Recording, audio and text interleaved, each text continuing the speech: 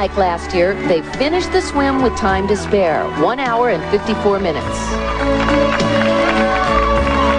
The Hoyts have earned their spot here in the triathlon, having completed 10 Boston Marathons and 2 other triathlons of the Ironman distance. There's no special treatment for the Hoyts. Dick alone must transfer his son to a specially designed bike. He must strap him in carefully, making sure he's balanced so there are no falls on the steep hills ahead.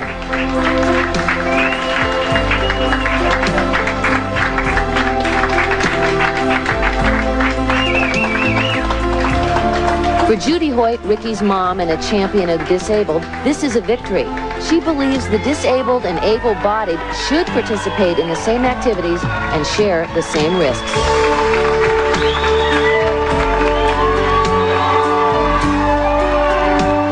Years ago, when the first Ironman was held, it was a frontier of sorts, a race that was about pushing past the limits of the human body.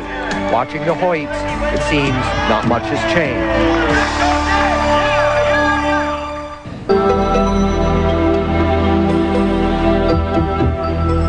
9:45 on this morning of the Ironman. It's almost 3 hours into the race.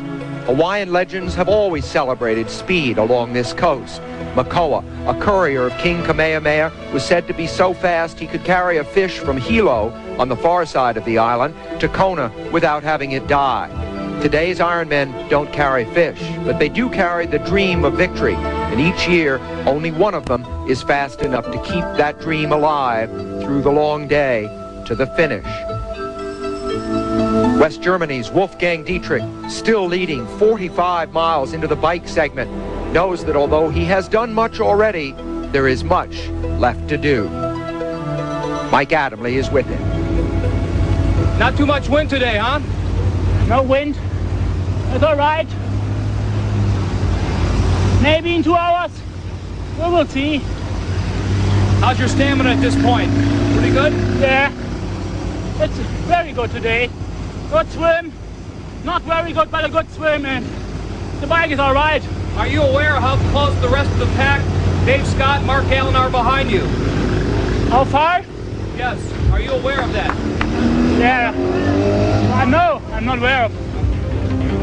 It doesn't matter. I make my race, and we will see.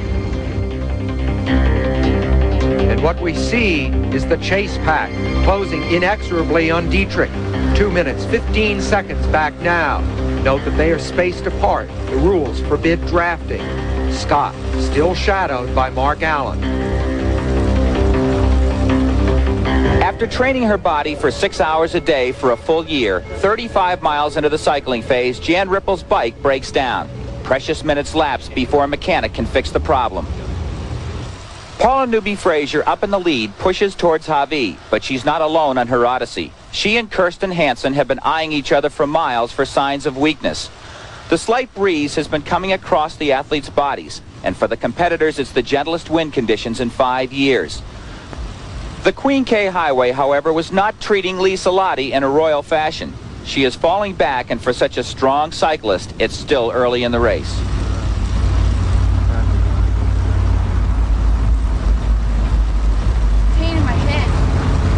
A headache is a unique problem to have less than halfway through this event. 2 years ago, while training on her bike, she was hit by a truck and suffered a fractured skull.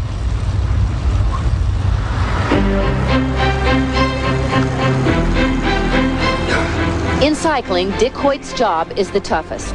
The specially designed bike is heavy, weighing 58 pounds. Rick weighs 90. Every time Rick needs water, he communicates the only way he can, a wave of the arm. And this can happen at any time and on any grade of hill. Dick's challenge? To balance the bike, reach for the bottle, find Rick's mouth, and keep pedaling. He must also remember to take in liquids and pace himself too.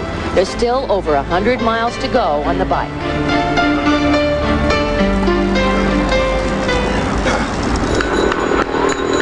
Miles ahead of the Hoyts, Wolfgang Dietrich approaches the turnaround at Javi.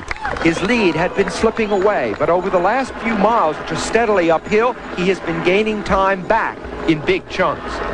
If Dietrich was just a flash in the pan, he would have been overtaken miles ago, but if anything, he's gotten stronger. And Sam, for the first time in this race, the West German triathlon champion, will get a clear picture as to where he stands as he passes Mark Allen and Dave Scott on the way back to the Queen K. 3 minutes go by, and here comes the chase pack into Hawi. Scott, Allen, and the others have just had their first look at Dietrich, and you have to wonder, are they thinking, is it time to stop racing each other and start worrying about Dietrich? From Hawi, the course is all downhill for 15 miles. They'll reach over 45 miles an hour. Then it's back across the lava and on into town. Wolfgang Dietrich has been leading this race for more than 3 hours, but there is still half the bike course ahead of him and the marathon. K Highway, German Wolfgang Dietrich alone in a cocoon of concentration. Dietrich lost a little on the downhills from Hawi. Now he's again making it back. His lead, 3 minutes. The question, will anyone dare to make a break to catch the West German? Mike Pigg was second here in Kona a year ago. Always an outstanding swimmer, Rob Mackel has improved dramatically in the bike. Kenny Glau made a brief break from the pack coming down from Hawi, but he's been reeled back in since then. Mark Allen talked about patience before the race. So far, he's resisted the temptation to put the hammer down, as has Dave Scott. Apparently, Dietrich's lead not yet deemed threatening. Can the West German keep up this pace? He has had the lead from the very beginning. And what's truly remarkable, he's been racing alone. Unlike Scott and Allen, he's had no one to gauge his performance with, just his own inner clock. Dietrich is 80 miles into the race, the point Dave Scott says the Ironman really begins. If Scott is right, then Dietrich begins with a 3-minute lead, and his pace is fast. He's roughly 9 minutes ahead of Scott's record pace. For Paula Newby-Fraser, her weekly effort of 7 miles of swimming, 200 miles of cycling, and 60 miles of running is paying off. Although cycling better than ever before, Kirsten Hansen's instincts tell her she's pushing her 5'3", 102-pound frame too hard.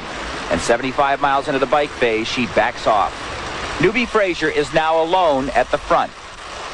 I'm feeling okay right now. Did you put a surge on to pull away from Kirsten? Nope. I maintain the same pace. Is she back there? I guess she's gone. Hawaiian volcanoes often revolt against the inner pressures of the Earth's core. Lisa Lottie's body appears to be revolting also. She struggles badly and is now 7 miles behind. An athlete's iron, potassium, salt, and fluids must be at their maximum entering this event.